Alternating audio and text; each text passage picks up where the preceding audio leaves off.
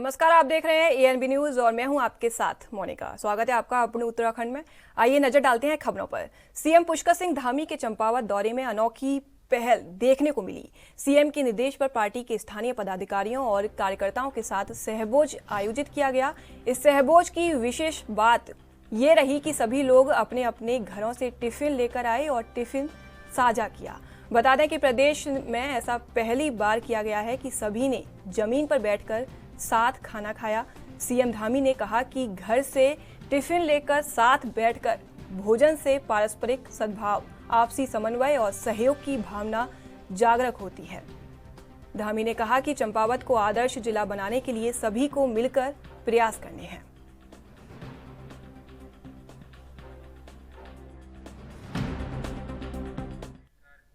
मुख्यमंत्री पुष्कर सिंह धामी से मुख्यमंत्री कैंप कार्यालय में special Olympic world summer games में प्रतिभाग करने वाले खिलाड़ियों और कोच ने भेंट की। मुख्यमंत्री ने सभी खिलाड़ियों और कोच को 17 जून से 25 जून 2023 तक जर्मनी में होने वाले इन खेलों के लिए शुभकामनाएं दी और उनके उज्जवल भविष्य की कामना की।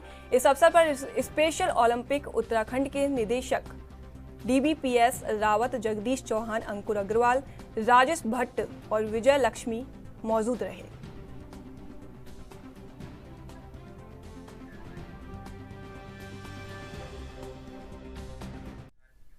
दिनेशपुर के नगर पंचायत सभागार में अतिक्रमण हटाए जाने के मुद्दे को लेकर गदरपुर के विधायक अरविंद पांडे ने व्यापारियों के साथ की एक बैठक की। बैठक में व्यापार मंडल अध्यक्ष राजेश नारंग के नेतृत्व में भारी संख्या में व्यापारी मौजूद रहे।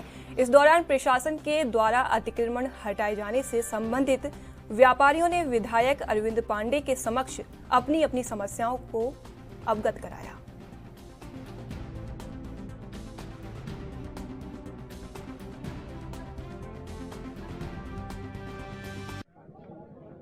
दिनेशपुर शहर के सभी व्यापारी एक मंच पर इकट्ठे हुए और इन्होंने इस बात की मांग की कि शहर हमारा अतिक्रमण से मुक्त होना चाहिए, लेकिन अतिक्रमण हटने के पश्चात यह शहर व्यवस्थित बनना चाहिए।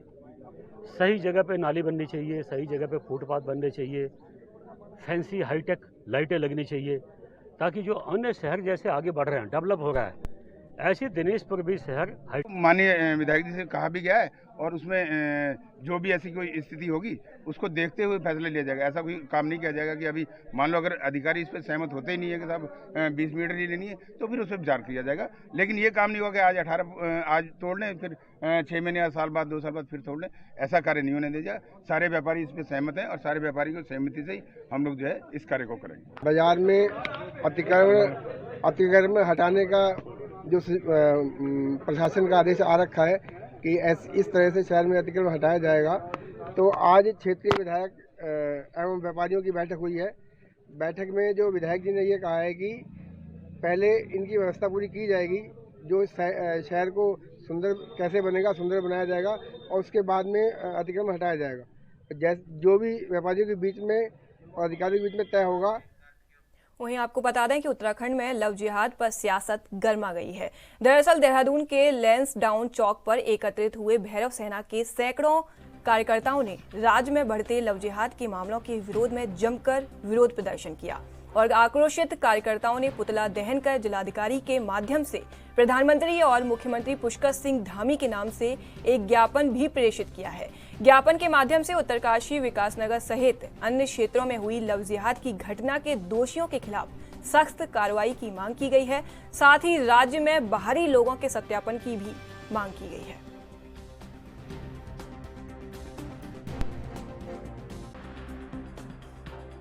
जैसे कि आप लोगों को मालूम ही होगा उत्तरकाशी घटना कैसी घटना घटी वहाँ पे और किस तरह से यहाँ पे उत्तराखंड में लव जिहाद चल रहा है। वैसे तो ये मामले लगातार आते रहे हैं, लेकिन जब से मतलब हम ये कह रहे हैं कि जब से 10 केरला स्टोरी आई है तब से आम जनमानस भी समझ गया है कि लव जिहाद क्या होता है।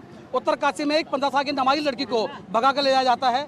अगर वो लड़की पकड़ में नहीं आती, वो लोग पकड़ में ना आते तो शायद से वो लड़की यहाँ से जा चुकी होती और उसके साथ क्या होता है ये तो भगवान ही जानता है। विकासनगर में भी अभी आप देख रहे घटना के सामने आई है।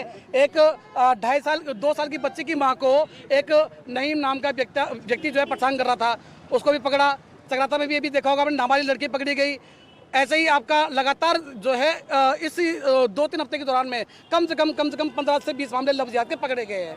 उसी को लेकर आज भैरव सेना ने जो है यहाँ पर अपना बिगुल बजाया है और आज हम लोग माननीय मुख्यमंत्री से मांग करेंगे कि जितने भी यहाँ बाहरी राज्य के लोग आ रहे हैं, खासतौर से जो सांप्रदायिक माहौल यहाँ खराब कर रहे हैं, उन पर अतिशीघ्र कार्रवाई और उनका सत्यापन।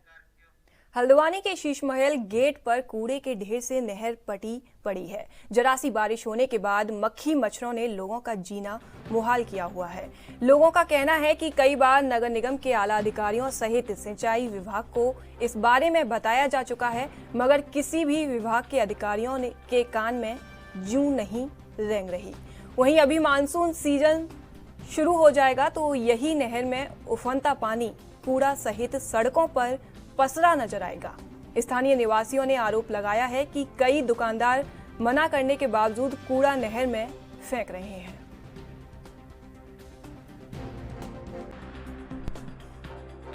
यहाँ पर लोकल जो पार्षद हैं उन्होंने कई बार वीडियो डाले हैं और इतनी ज़्यादा बदबू है। गर्मियों का टाइम है, हालांकि हल्की हल्की बारिश हो जा रही है, लेकिन इतने मच्छर हैं उसकी वजह से और बहुत स्मेल है, कचरा जमा हो गया है। अब काम कहीं चल रहा है या कुछ भी है, पर नहरों की सफाई होनी चाहिए, निगम ने कुछ तो ध्यान देना ही चाहिए। तो काफ़ी रहने वगैरह में बहुत दिक्कत हो रही है। यहाँ पर ऐसा है कि सब लोग कूड़ा नहर पे डाल रहे हैं, गंदगी फैल रही है और दिन में यहाँ पर बदबू के मारे बैठना मुश्किल हो जा रहा है। यहाँ पर न तो नगर निगम का कोई बॉक्स लगा पड़ा है, न कोई डिब्बा रखा हुआ है, तो जो भी लोग आते हैं तो सब कूड़ा नहर पे डाल रहे हैं। तो इससे प्रदूषण खराब हो रहा है, यहाँ पर गंदगी आ रही है। यहाँ पर हमारी दुकान है, दुकान पे बैठने की बड़ी दिक्कतें हैं। नहरों में इतना कूड़ा पड़ा हुआ है, इसमें इतनी बदबू आ रही है, ना इसे सिंचाई विभाग देख रहा है ना नगर निगम देख रहा है।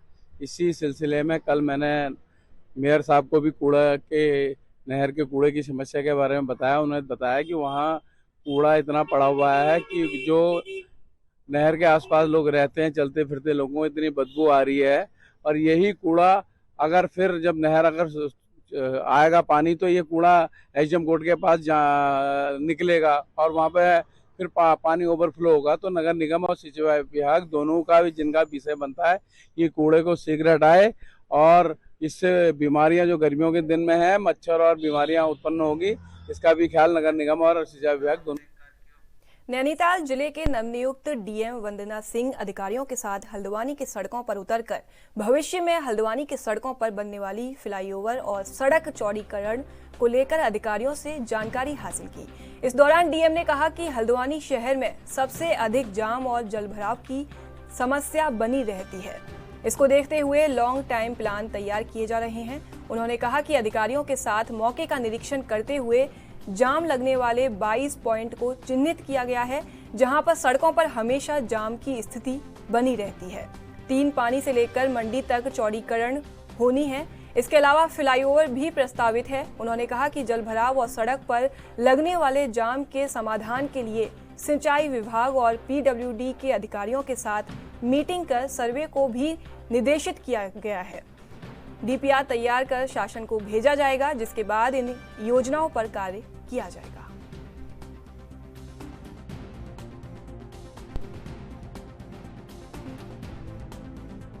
हम लोगों ने हल्द्वानी के जो रोड्स हैं, जंक्शंस, चौराहे, उनके इम्प्रूवमेंट के लिए जो जाम की समस्या होती है, जलभराव की समस्या होती है, इस तरह की समस्याओं के समाधान में क्या हम लोग दीर्घकालीन या लघु उपाय जो शॉर्ट टर्म मेजर्स हैं वो कर सकते हैं। पीडब्ल्यूडी, सिंचाई और अन्य जो रेलेवेंट ऑफिसर्स हैं उनकी एक टीम बनाई थी और उनको लास्ट वीक एक टारगेट दिया था कि आप लोग सर्वे शुरू करिए और उस सर्वे के बाद हम लोग एक ये डिसीजन लेंगे कमेटी के माध्यम से बैठक करके कौन से उपायों को हम लोग अभी तत्काल में जो है इम्प्लीमेंटेशन के लिए टेकअप कर सकते हैं और कौन से उपाय हमको गवर्नमेंट को फंडिंग के लिए भेजे जाने होंगे। उसी के क्रम में आज एक निरीक्षण मैंने विभिन्न पॉइंट्स का किया है। हल्द्वानी के अंतर्गत लगभग हम आज 21 से 22 पॉइंट्स पर गए हैं अलग अलग जगह पे। कुछ जगह ट्रैफिक की जाम की समस्या है, जिसमें थोड़ा सा जंक्शन का या चौराहे का जो भी स्थिति है वहाँ इम्प्रूवमेंट करके उसको सुधारा जा सकता है।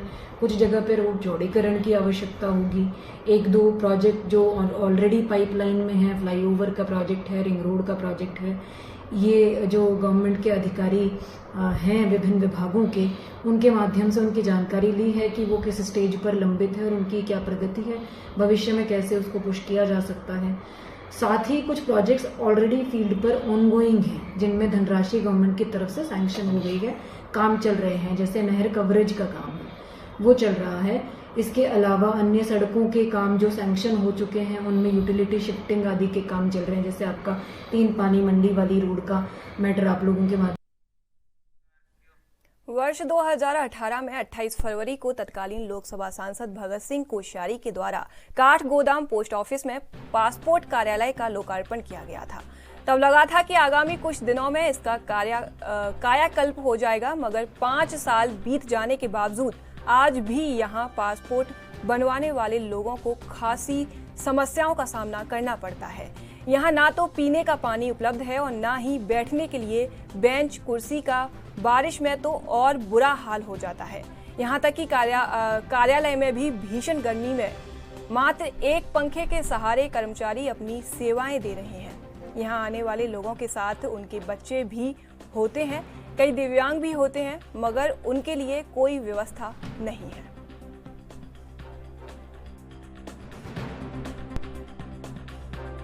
एक तरफ तो सरकार ने हमें काफ़ी सुविधाएं दी है कि पासपोर्ट बनाने के लिए हमें देहरादून जाना पड़ता था, उस चीज़ से हमें निजात मिली है।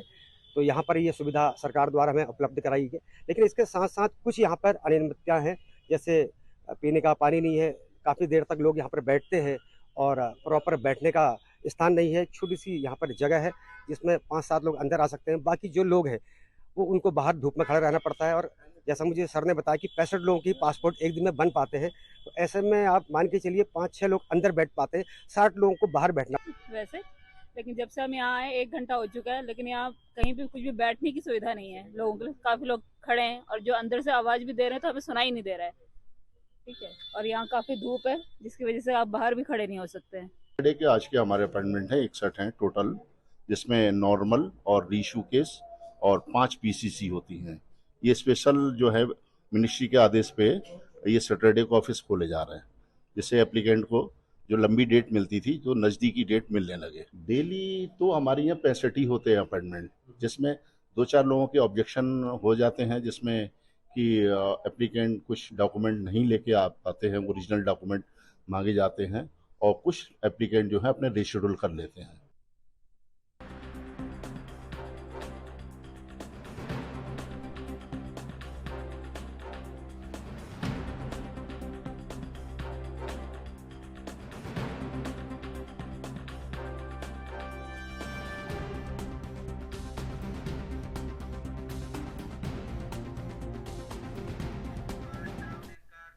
फिलहाल वक्त है एक छोटे से ब्रेक का। ब्रेक के बाद फिर नजर डालेंगे खबरों पर।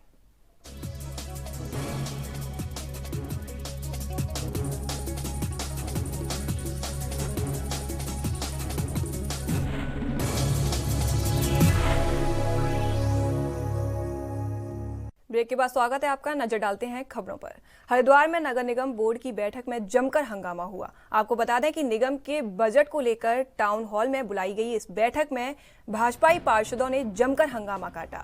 भाजपाई पार्षदों का कहना था कि मेयर अनीता शर्मा के पति अशोक शर्मा निगम के आंतरिक मामलों में जमकर हस्तक्षेप करते हैं। हंगामा इतना बढ़ गया कि मेयर अनीता शर्मा को बोर्ड की बैठक छोड़कर बाहर जाना पड़ गया। हंगामा शांत होने के बाद मेयर दोबारा बैठक में आई। भाजपाई पार्षदों ने मेयर पति पर महिला पार्षदों के साथ अभद्रता का आरोप लगाते हुए माफी मांगने की मांग की।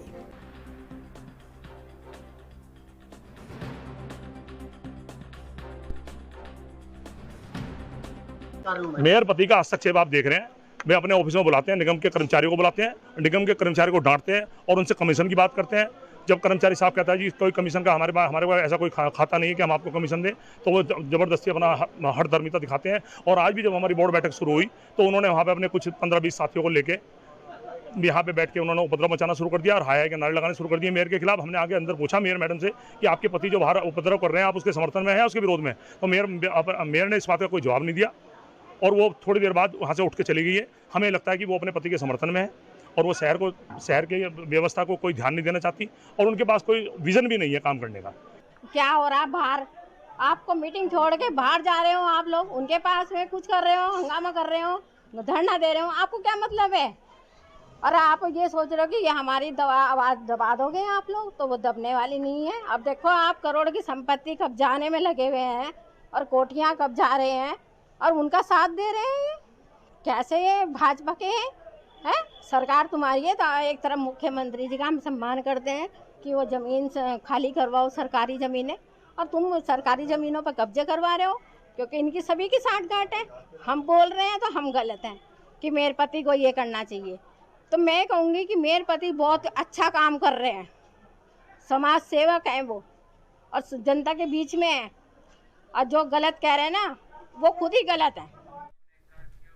यात्रियों के बढ़ते दबाव को देखते हुए प्रदेश सरकार द्वारा हरिद्वार में पॉड टैक्सी और हर की पैड़ी कॉरिडोर की योजना लाई जा रही है।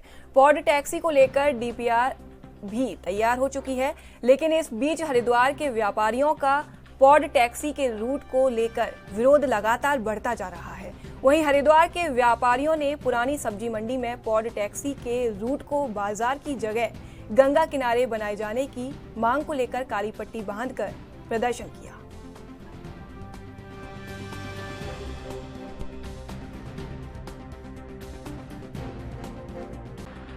देखिए, अभी हम सब लोग जो हैं, बार बार मैं आपके चैनलों से यही वो करना चाह रहा हूँ कि हमारा पोर्ट टैक्सी को लेकर कोई विरोध नहीं है।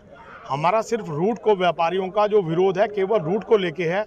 ये हरिद्वार के सारे व्यापारियों का मानना यह है कि जब हमें एक रूट गंगा किनारे मिल रहा है तो शहर में तोड़फोड़ ना होकर उसी रूट से उसको ले जाया जाए, जो सबके लिए अच्छा रहेगा। और इसमें आने वाले जो तीर्थ यात्री हैं उनको भी आनंद आएगा। अगर हम उनको घाट की तरफ से लेके जाएंगे, गंगा जी की तरफ से, तो उनको व्यू भी अच्छा मिलेगा और हरिद्वार का सौंदर्य भी देखने को मिलेगा। अगर हम अपर रोड से निकालेंगे, एक तो इसकी प्राचीनता भी खत्म होगी और टूट फूट भी होगी, इससे व्यापारी को नुकसान भी होगा और आपको मुआवजा भी देना पड़ेगा। अगर हम गंगा जी की साइड से लेके जाएंगे, वो सरकारी जमीन है, ना तो सरकार को पैसा देना पड़ेगा और लोग जो उसमें पोर्ट टैक्सी का जो आनंद लेंगे वो गंगा जी की तरफ बहुत ज़्यादा आनंद आएगा। ये व्यापारियों का सोचना है। देखिए भाई साहब, व्यापारी किसी भी स्थिति में जो ये पोर्ट टैक्सी का रूट है इसे बर्दाश्त नहीं करेगा, क्योंकि अगर पोर्ट टैक्सी का रूट अपर रोड से या हमारे शिव मूर्ति से स्टार्ट होता है तो उसमें निश्चित ही व्यापारियों का नुकसान होगा। अगर प्रशासन हट निर्मितता दिखाते हुए रूट ये करता है तो व्यापारी पूर्ण रूप से बाजार बंद करके अपनी दुकानों के बाहर। प्रतिभा सम्मान समारोह का आयोजन बेलजूड़ी स्थित रोज व्यू रिसोर्ट में आयोजित किया गया। प्रतिभा सम्मान समारोह में स्मृति चिन्ह और प्रशस्ति पत्र देकर मोइन अंसारी को सम्मानित किया गया। वहीं इस दौरान स्वास्थ्य और शिक्षा के क्षेत्र कार्य करने वाले चिकित्सकों को भी सम्मानित किया गया। साथ ही खेल के क्षेत्र में बेहतर प्रदर्शन करने वाले खिलाड़ियों को भी सम्मानित किया गया। सम्मान समारोह में उपनेता प्रतिपक्ष और विधायक भुवन कापड़ी भी मौजूद रहे।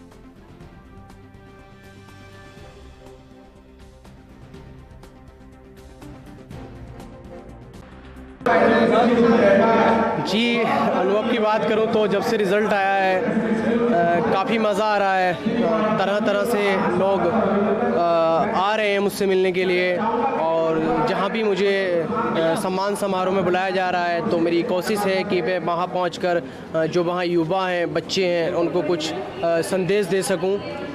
और युवाओं के लिए मेरा यही संदेश रहेगा कि सबसे पहले तो अपनी जो सपने हैं उनको बड़ा कीजिएगा, क्योंकि जब तक आप बड़ा सोचेंगे नहीं तो फिर आपको कुछ बड़ा मिलेगा नहीं। आपके पुत्र ने जो है IAS निकाला है और 296 रैंक आया है, क्या कैसा महसूस कर रहे हो, किस तरीके का आपको जो है अनुभव हो रहा है? मैं बहुत गर्व महसूस कर रहा हूँ और मुझे अनुभव इतना हो रहा है कि मैं इतना खुश हूँ कि मेरे पास अल्फाज नहीं है शुक्रिया अदा करने के लिए उस परवरदिगार का। निश्चित रूप से आपका बेटा DM बनेंगे ये तो है, मगर इसका आपको किस तरीके का जो है वो अभी से जो है किस तरीके का आपको अनुभव प्राप्त हो रहा है? मुझे अनुभव ये प्राप्त हो रहा है कि मेरा बेटा आगे चल करके जब काम करेगा तो बहुत बड़ा काम करेगा।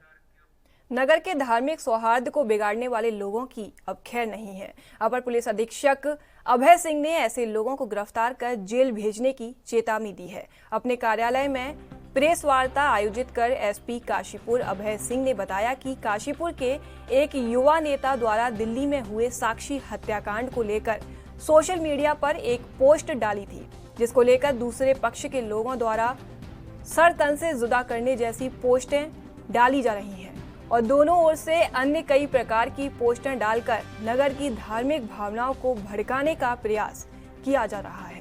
एसपी सिंह ने बताया कि मामले का संज्ञान लेकर पुलिस द्वारा युवा नेता की पोस्ट को डिलीट की और युवा नेता से माफी भी मंगवाई गई। बावजूद इसके दूसरे पक्ष के लोगों द्वारा धार्मिक भावनाएं भड़काने वाली पोस्टें की जा रही हैं। उन्होंने ऐसे उपद्रवी तत्वों को चेतावनी देते हुए कहा कि यदि वे अपनी हरकतों से बाज नहीं आए तो उन्हें गिरफ्तार कर जेल भेजा जाएगा।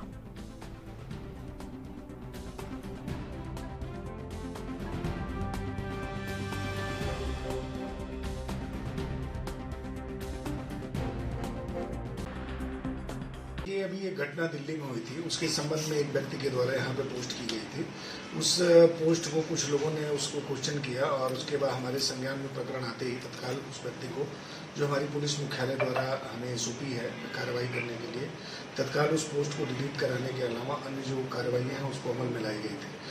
उसी समय जो दूसरे पक्ष के कुछ खुराफाती हैं जो सामाजिक शांति को बिगाड़ना चाहते हैं, सामाजिक सौहार्द को बिगाड़ना चाहते हैं, तो लगातार उसी चीज़ को लेकर के और आपत्तिजनक, जबकि पुलिस ने संज्ञान में लेकर के प्रथम घटना को और तुरंत उस पर कार्रवाई करी, इसके बावजूद भी लगातार की जा रही है। हम आपके माध्यम से लोगों को अपील कर रहे हैं कि काशीपुर एक शांतिपूर्वक शहर है और यहाँ का सामाजिक सौहार्द काफ़ी समृद्ध है, हम इसे बिगड़ने नहीं देंगे। अगर कुछ लोग खुराफात करके और ये एक बैटल जो लड़ रहे हैं ये सोशल मीडिया पे और अनावश्यक रूप से लोगों को गुमराह करने का प्रयास किया जा रहा है, तो फिर हम सचेत करने के बावजूद भी अगर ये नहीं मानेंगे तो ऐसे लोगों के विरुद्ध मुकदमे की कार्रवाई भी करेंगे, इनकी हम अरेस्टिंग भी सुनिश्चित करेंगे। लिहाजा मैं सबसे अपील कर रहा हूँ कि जो भी इस तरीके के लोग हैं उनको आप बताइए, कहीं भी अगर कोई व्यक्ति वर्चुअल वर्ल्ड में किसी सोशल मीडिया प्लेटफॉर्म पे किसी भी तरीके का कोई आपत्तिजनक कंटेंट कर रहा है तो आप स्वयं उस पर मोर्चे लेने के बजाय आप हमारे संज्ञान में लाइए। हमारी जो एसओपी है उसके हिसाब से हम कार्रवाई अमल में लाएंगे। किसी भी तरह की गड़बड़ी बनाना या सामाजिक सौहार्द को बिगाड़ने का प्रयास किया, सामाजिक G20 की तीसरी बैठक के दौरान त्रिवेणी घाट पर मां गंगा की आरती के लिए पहुंचने वाले विदेशी डेलीगेट्स की सुविधाओं के मद्देनजर एडीएम ने त्रिवेणी घाट का निरीक्षण किया। इस दौरान उन्होंने अधीनस्थ अधिकारियों को 25 जून तक सारी व्यवस्थाएं दुरुस्त करने के निर्देश दिए। G20 की तीसरी बैठक के दौरान 27 जून को त्रिवेणी घाट पर विदेशी डेलीगेट्स मां गंगा की भव्य आरती करेंगे। गंगा आरती की तैयारियों को लेकर प्रशासन अलर्ट मोड पर नजर आ रहा है। सबसे पहले जहां पीडब्ल्यूडी के सचिव ने त्रिवेणी घाट का निरीक्षण किया, वहीं एक दिन पहले डीएम देहरादून ने भी घाट का निरीक्षण कर व्यवस्थाओं को दुरुस्त करने के निर्देश दिए। अब एडीएम देहरादून भी त्रिवेणी घाट का निरीक्षण करने के लिए पहुंचे। उन्होंने तमाम विभागों के अधिकारियों को 25 जून तक अतिक्रमण हटाने, त्रिवेणी घाट का सौंदर्यीकरण करने और घाट से अव्यवस्थाओं को दुरुस्त करने के निर्देश दिए।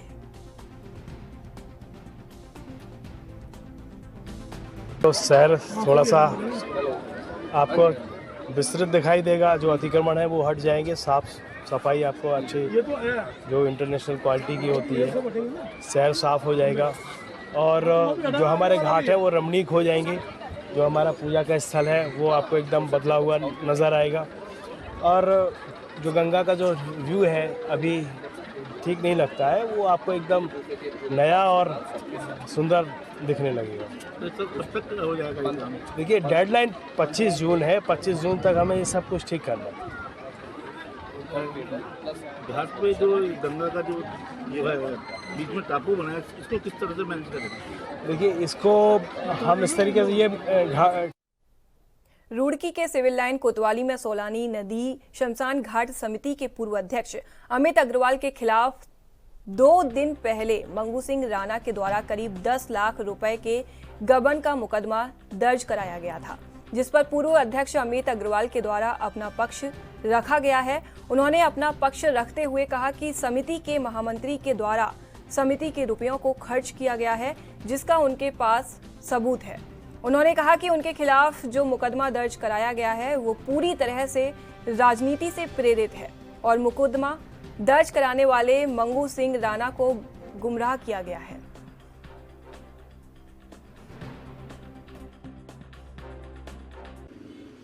देखिए बंदोवर मुकदमा दर्ज हुआ है, कोर्ट के आदेश पे हुआ है। उसमें कहीं ना कहीं कुछ गलत फहमियों के आधार पर हुआ है।